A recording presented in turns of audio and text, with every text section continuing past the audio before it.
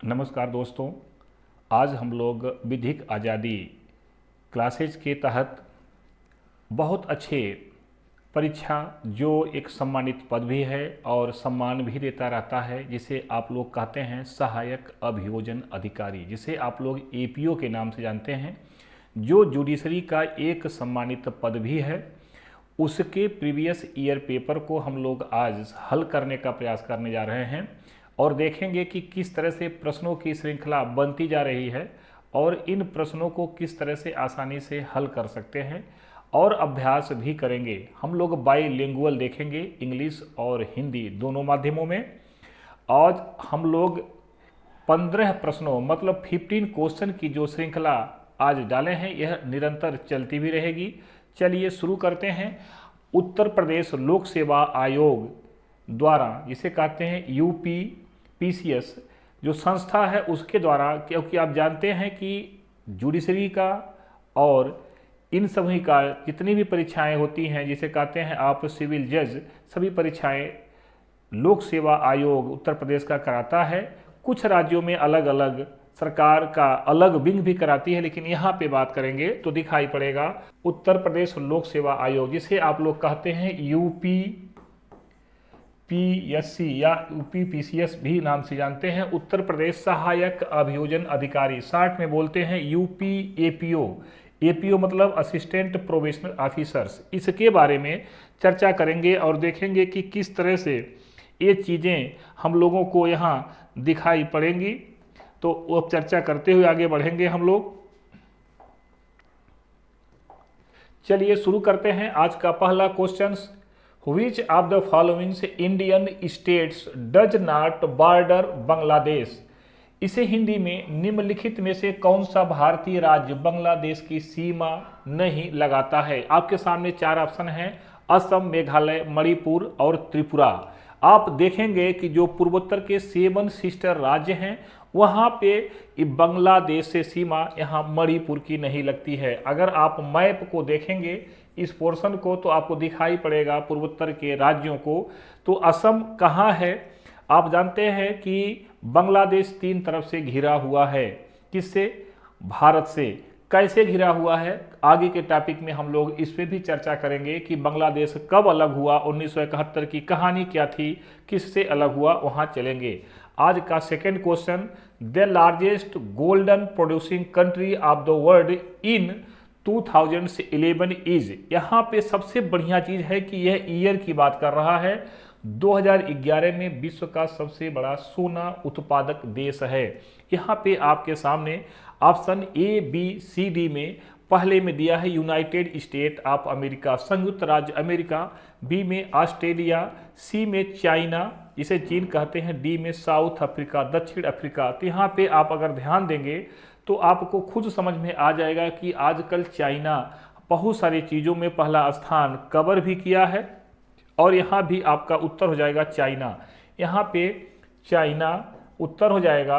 कैसे हो जाएगा उत्तर चाइना? आप जानते हैं चाइना के लोग सोना पहनना बहुत कम पसंद करते हैं, वह एक्सपोर्ट या प्रोडक्शन में बहुत ज़्यादा काम करते हैं। तो यहाँ पे आपने देखा कि इस तरह के प्रश्न आपको कंफ्यूज करते हैं। कभी कभी आपको दक्षिण अफ्रीका भी मन में आएगा।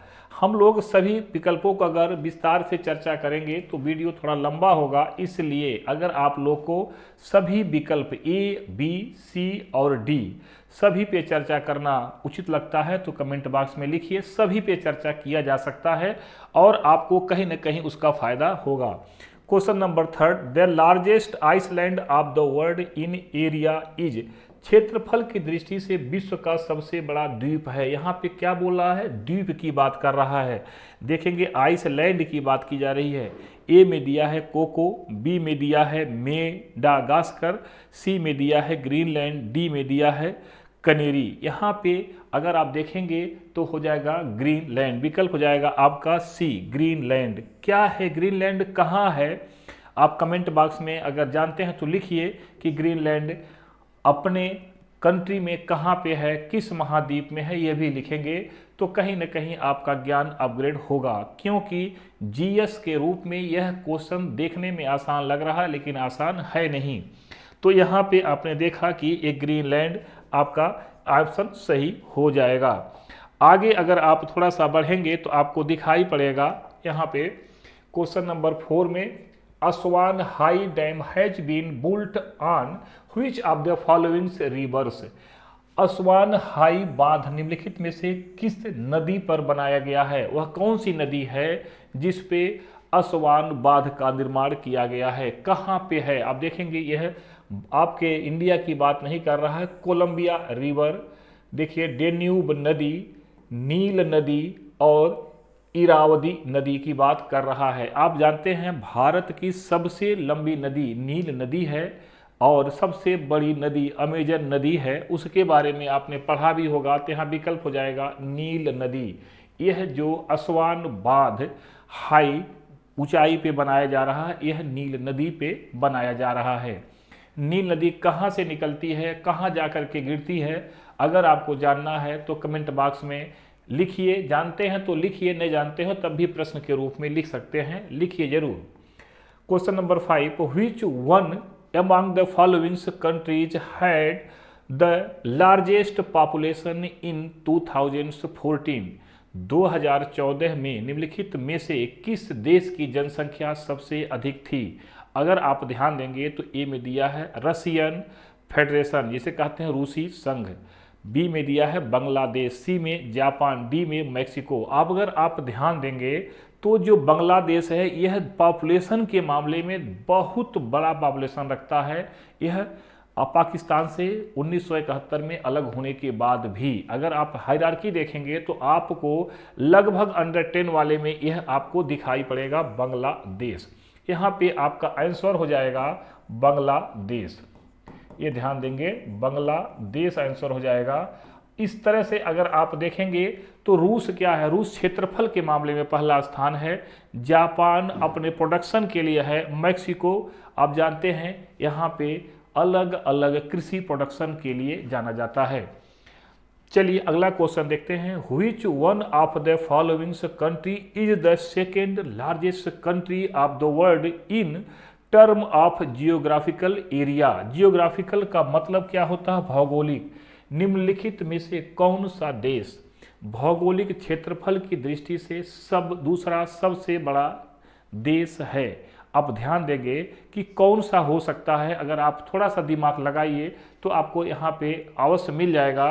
पहला दिया है चाइना, दूसरा कनाडा, तीसरा ऑस्ट्रेलिया, चौथा United state of America, USA जिसे बोलते हैं, यहाँ पे हो जाएगा कनाडा।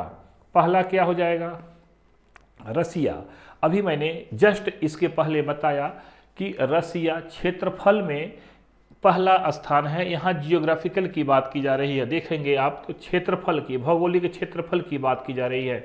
जो रसिया है वो एशिया और यूरोप दोनों में उसके क्षेत्रफल हैं फैले हुए, और जब वह बटा नहीं था 1991 से पहले तो और भी इसकी साइज बड़ी थी। आप ध्यान देंगे जब जिसे कहते हैं USSR, यहाँ पे उस समय को अगर देखेंगे तो बहुत सारे देश या कहें उसका बहुत सारा राज्य कट करके अपना स्वतंत्र देश बना लिए।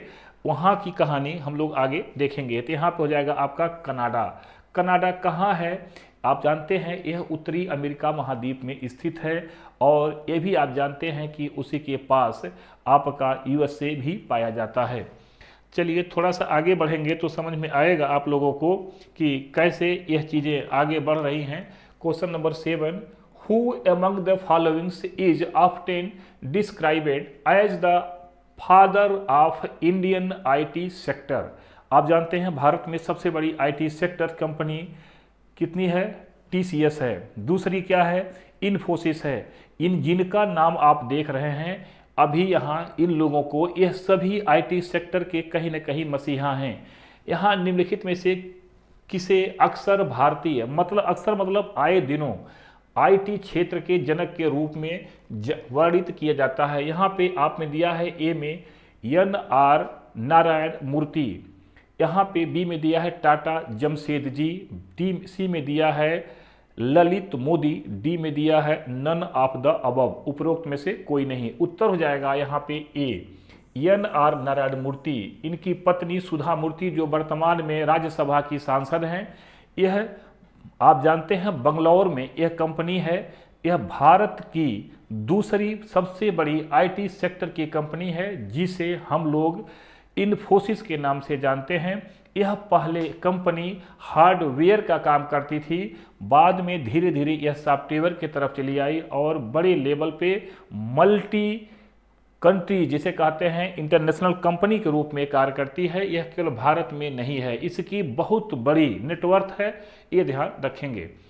नेक्स्ट क्वेश्चन देखेंगे, ए जज ऑफ सुप्रीम कोर्ट में resigns his office by writings a letter to. यहाँ पे उच्चतम न्यायालय का एक न्यायाधीश पत्र लिखकर अपने पद से इस्तीफा दे सकता है। ये आप जानते हैं कि कोई भी सुप्रीम कोर्ट का अगर जज है वो अपने पद से रिजाइन कैसे करेगा, यह अंडरस्टूड, ध्यान दिया दीजिएगा। क्योंकि सुप्रीम कोर्ट या को जो भी जज होते हैं उनको शपथ कौन दिलाता है, आपको पता होगा, राष्ट्रपति मतलब प्रेसिडेंट ऑफ इंडिया। तो जब वो शपथ दिलाएंगे तो फिर इनको रिजाइन कौन लेगा? रिजाइन उनसे नीचे किसी का लेने का अधिकार नहीं होता है। जो व्यक्ति ज्वाइनिंग कराता है उससे नीचे किसी को रिजाइन लेने का अथॉरिटी नहीं होती है जब तक वह मेंशन न किया जाए। यहाँ पे राष्ट्रपति को देगा, क्योंकि आप देखेंगे पहला क्या लिखा है, chief justice of India, Bharat के मुख्य न्यायाधीश। वर्तमान में भारत के मुख्य न्यायाधीश कौन हैं? सूर्यकांत जी। किस नंबर के हैं? 53 नंबर के। इसके पहले कौन थे? BR गवई साहब थे। आगे कौन है 54वें नंबर पे? अगर आपको पता है तो आप लिखिए 54 नंबर के कौन हैं और कब वह बनेंगे ये भी लिख सकते हैं। तो मुझे थोड़ा सा अच्छा लगेगा कि आप अपग्रेड कहीं ना कहीं अपने आप को रखे हुए हैं।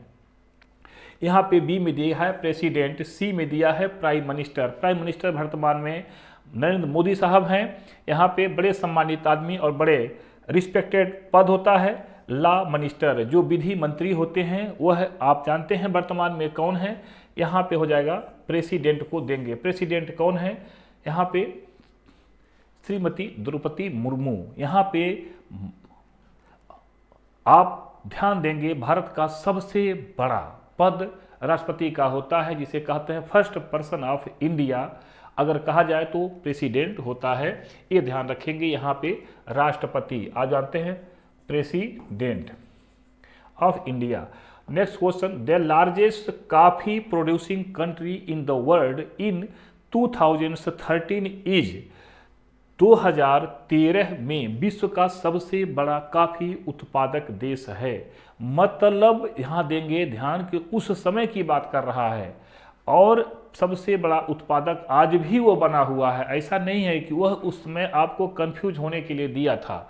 तो यहाँ पे देखेंगे, यहाँ पे इथोपिया दिया गया है और मैक्सिको दिया गया है, वियतनाम और ब्राज़ील। तो यहाँ पे अगर आप ध्यान देंगे दोस्तों तो यहाँ पे हो जाएगा आपका ऑप्शन डी ब्राज़ील। यहाँ पे हो जाएगा ब्राज़ील। यहाँ पे बी आपने देखा, यहाँ डी देखा, वहाँ पे नारायण मूर्ति के केस में ए देखा। यहाँ पे ब्राज़ील सबसे ज़्यादा कॉफ़ी उत्पादन यह जानते हैं किस महाद्वीप में है? यह भी आपको लिखना चाहिए कमेंट बॉक्स में। लिखिए कि किस महाद्वीप में ब्राज़ील वर्तमान में है, क्यों यह इतना ज़्यादा उत्पादन का कार्य कर लेता है, उसका भी कारण लिख सकते हैं। चलिए आगे देखते हैं अगला question. Question number 10, which one of the followings is called white gold. यहाँ पे व्हाइट गोल्ड की बात की जा रही है। निम्नलिखित में से किसे सफ़ेद सोना कहा जाता है? What is white gold of the world, किसे कहा जाता है? यहाँ पे ऑप्शन में ए में मरकरी, बी में प्लेटिनम, सी में पेट्रोलियम, डी में नन ऑफ द अबव, उपयुक्त में से कोई नहीं।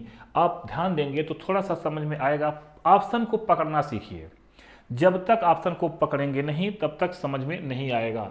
यहाँ पे ऑप्शन हो जाएगा बी प्लेटिनम। प्लेटिनम है क्या? यहाँ पे व्हाइट गोल्ड की बात, सफ़ेद सोना की बात की जा रही है। प्लेटिनम ही ऐसा है कि जो सोने की तरह से उसकी वैल्यू लगाई जाती है और सफ़ेद सोना इसीलिए उसे कहा जाता है। और पेट्रोलियम क्या है यह जानते भी हैं। मरकरी क्या है यह भी जानते हैं। यह भी आपको पता है कि किस तरह से यहाँ मतलब वो चीज़ें नहीं होंगी। यहाँ पे बुध नहीं होगा, मरकरी का मतलब यहाँ बुध नहीं होता है। यह ध्यान रखेंगे, धातु है, यह थोड़ी सी मिस प्रिंटिंग है, इस पे नहीं जाएंगे। तो यहाँ पे हो जाएगा आपका ऑप्शन बी प्लेटिनम। प्लेटिनम यहाँ पे व्हाइट आपका गोल्ड के रूप में जाना जाता है। अगला question, till June 2015 how many time the nuclear weapons have been used in warfare. जून 2015 तक युद्ध में कितनी बार परमाणु हथियारों का इस्तेमाल किया गया। आपको यह थोड़ी सी कंफ्यूज करने के लिए 2015 दिया है, आप जानते हैं और अच्छी तरह से याद है कि यूएसए जब सेकेंड वर्ल्ड वार हो रहा था उस समय जापान पे इसने 2 बार बम गिराया था। 6 अगस्त 1945 मतलब 6 अगस्त 1945 को उसने गिराया था, उसका नाम था लिटिल बॉय। और 9 अगस्त 1945 को इसने दूसरा गिराया था जिसका नाम था फैट्समैन। फैट्समैन नागासाकी पर गिराया गया था, लिटिल बॉय हिरोशिमा पे गिराया गया था। तब से अभी तक वर्ल्ड के कोई भी कंट्रीज इस तरह की हिमाकत नहीं की है और उम्मीद भी है अब धीरे धीरे इस तरह की चीज़ों का परंपरा केवल धमकी तक रह गया है, उपयोग तक नहीं रह गया। उस समय उस कंडीशन में थोड़ा सा जो निर्णय लिया था अमेरिका ने वह गलत लिया था, उसको इस तरह का कार्य नहीं करना चाहिए था, क्योंकि जापान की जो स्थिति बनी थी वह आज भी एक अभिशाप के रूप में है। तो यहाँ देखेंगे तो कितनी बार किया गया था, तो यहाँ पे उत्तर हो जाएगा आपको, राइट उत्तर हो जाएगा डी 2 बार, लेकिन यहाँ दिया है 5, 4, 3। तो हमेशा ध्यान रखेंगे 2 बार गिराया गया था नागासाकी और हिरोशिमा पे। लिटिल बॉय कैसे याद रहेगा, पहले लिटिल बॉय है या गिराया गया था फैटमैन। बॉय पहले बॉय बनेगा तभी तो खा पी करके फैट मतलब मोटा होगा, लिटिल मतलब छोटा बॉय और फैटमैन जब आदमी बनेगा, बॉय ही तो आदमी बनता है। और कैसे स्थान का नाम देखेंगे, हिरोशिमा, हीरो जब पहले हीरो बनेंगे तब आपकी नाक कटेगी अगर अच्छा कहीं कुछ ऐसा काम नहीं करेंगे तो। माने हिरोशिमा मतलब हीरो और नागासाकी मतलब नाक, आपकी नाक कटेगी। तो ध्यान रखेंगे, इस तरह के प्रश्नों को ऐसे पकड़ते हैं दोस्तों तभी याद होता है। अब next question, which one of the followings is known as red planets. निम्नलिखित में से किसे लाल ग्रह के नाम से जाना जाता है। यहाँ पे है मून चंद्रमा, जुपिटर बृहस्पति, सटर्न शनि और मार्स मंगल। तो यहाँ पे आप ध्यान देंगे तो आपको ध्यान आएगा, यहाँ पे ऑप्शन आएगा आपका डी मंगल। यहाँ पे रेड प्लैनेट्स के नाम से जाना जाता है, लाल ग्रह के नाम से जाना जाता है, किससे, मंगल को जाना जाता है। आप जानते हैं मंगल क्या है, जो वर्तमान में 8 ग्रह हैं, जो पहले 9 थे उसमें से जो कुबेर, यम या प्लूटो कहते हैं उसे निकाला गया। यह बात है 2006 की। वहाँ पे जो 2006 में चेक गणराज्य में जो बैठक हुई थी अंतर्राष्ट्रीय साइंटिस्टों की, वह अगस्त महीने में, वह कहानी अलग है। अगर उस कहानी के बारे में आप जानना चाहते हैं तो कमेंट बॉक्स में लिखिए, पूरी कहानी आपको बताई जाएगी। और आप जानते हैं कि विधिक आज़ादी किसी भी तरह की समस्या हल करने में अपने को हर समय एक्टिव रखता है, ताकि किसी भी स्टूडेंट का कोई भी डाउट न रह जाए परीक्षा में, और परीक्षा के दौरान वह कहीं भी अपने को यह न महसूस करे कि मुझे इसके बारे में बताया नहीं गया था। तो यहाँ पे आपने देखा तो कैसे यहाँ मंगल होगा, ये आपने जानने का प्रयास किया। अब आगे चलते हैं हम लोग, थोड़ा सा देखते हैं अगले क्वेश्चन पे। Question number 13, which one of the followings disease is caused by virus. क्या है वायरस, व्हाट इज वायरस। यह शब्द बना है वायरान से, ग्रीक वर्ड है वायरान। वायरान मतलब होता है पॉइजन, पॉइजन मतलब जहर। जिस बीमार वायरस, जिस मतलब यहाँ पे एनिमल्स से अगर रोग होते हैं तो उसे कहते हैं जहर, जहरबाद कहते हैं। निम्नलिखित में से कौन सा रोग वायरस के कारण होता है। इसी वायरस को connecting link between living and non living के बारे में जाना जाता है। पृथ्वी पर केवल एक ही एनिमल है जो जीवित और मृत्यु दोनों कंडीशनों में पाया जाता है, जिसमें कैटलिस्ट का सबसे बड़ी भूमिका होती है। यहाँ पे ये ध्यान देंगे तो यहाँ पे आपको लिखा है डिप्थीरिया, किससे होता है, मलेरिया किससे होता है, कॉलरा कैसे होता है, हिपेटाइटिस कैसे होता है। आप जानते हैं दोस्तों कि हिपेटाइटिस क्या है। यह लीवर की एक बीमारी है। यह हिपेटाइटिस बी, सी आपने अक्सर सुने होगा, वही चीज़ है हिपेटाइटिस। यह आपको यहाँ पे होती है, यह वायरस से होती है। इसके वायरस से जोड़ेंगे मतलब तभी जाके समझ में आएगा। हैजा, मलेरिया कैसे होता है जानते ही है। डिप्थीरिया कैसे होता है, डिप्थीरिया कुकर खांसी नाम ने सुना होगा। वहाँ पे अगर देखेंगे तो हिपेटाइटिस आपको मिलेगा। हिपेटाइटिस मतलब कैसे याद करेंगे, आपके हिप को यह डिस्ट्रॉयड करने का काम करता है, मतलब वहाँ पे इसे रख लीजिए। यहाँ पे आप देखेंगे micas is a new technique used for, next question में micas is a new technique used for, micas एक नई तकनीक जिसका उपयोग किया जाता है। What is माइकास? एंजियोप्लास्टी क्या है? ये एक टेक्निक है सर्जरी का, bypass surgery, knee replacement surgery जिसे कहते हैं घुटने की रिप्लेसमेंट सर्जरी, ब्रेन सर्जरी मस्तिष्क की सर्जरी। तो क्या है यहाँ पे बाईपास सर्जरी क्यों कहा जाता है? यहाँ देखिए मिकास इज ए न्यू टेक्निक, यहाँ पे बाईपास सर्जरी क्या होता है? आप जानते हैं हार्ट की बीमारी के लिए बाईपास सर्जरी की जाती है। अक्सर सुना होगा कि फला व्यक्ति में बाईपास सर्जरी की बातें आई थी। तो यहाँ पे हो जाएगा, यहाँ पे बाईपास सर्जरी मतलब हार्ट से संबंधित लगी हुई चीज़ों को जो सप्लाई कहीं न कहीं बाधित होती है उसे बाईपास। आप सुने होंगे कि शहरों के अंदर जब लंबी भीड़ें लगने लगती है तो सरकार शहर के बाहर एक रोड बनाती है जिसे कहते हैं बाईपास। इसे कहते हैं दूसरे भाषा में रिंग रोड, तीसरे भाषा में कहते हैं मुद्रिका। दिल्ली में उसे मुद्रिका के नाम से, मुद्रिका मतलब अंगूठी मतलब चारों तरफ से बाहर, तो इन नामों से जाना जाता है। यहाँ पे कंफ्यूज नहीं होंगे। नेक्स्ट क्वेश्चन और last question of the today in the practice set of the APO, the full form of ISRO is, ISRO का पूर्ण रूप है। यहाँ पे 4 ऑप्शन हैं, Indian statistical record organisation, Indian scientific research organisation, Indian space research organisation, Indian space research organisation. यहाँ पे आप ध्यान देंगे भारतीय मसाला, आप थोड़ा सा कंफ्यूज करेंगे तो यहाँ पे लिखा है स्पाइस और यहाँ पे लिखा है स्पेस। स्पाइस मतलब मसाला, स्पेस का मतलब अंतरिक्ष। तो आप यहाँ पे ध्यान लगा सकते हैं कि उत्तर क्या होगा, न तो स्पाइस होगा, न तो साइंटिफिक, न तो स्टैटिकल, हो जाएगा स्पेस। क्योंकि जो भी चीज़ें यहाँ पे प्रैक्टिस की जाती हैं या दी जाती हैं वह स्पेस में दी जाती हैं, इसलिए पकड़ सकते हैं कि सबसे बड़ा इसरो कहाँ पे इसका मुख्यालय है, बंगलौर। मतलब उस राज्य में जहाँ पे अभी आपने ये क्वेश्चन पढ़ा था, इन्फोसिस की कहानी मैंने बताया था, आईटी सेक्टर आपने नारायण कृष्णमूर्ति की बात मैंने किया था, उसी स्टेट की बातें यहाँ पे लागू होती हैं।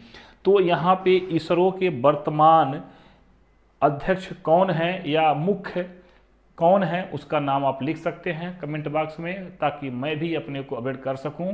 उससे मुझे पता चलेगा कि आप वास्तव में पढ़ाई कर रहे हैं।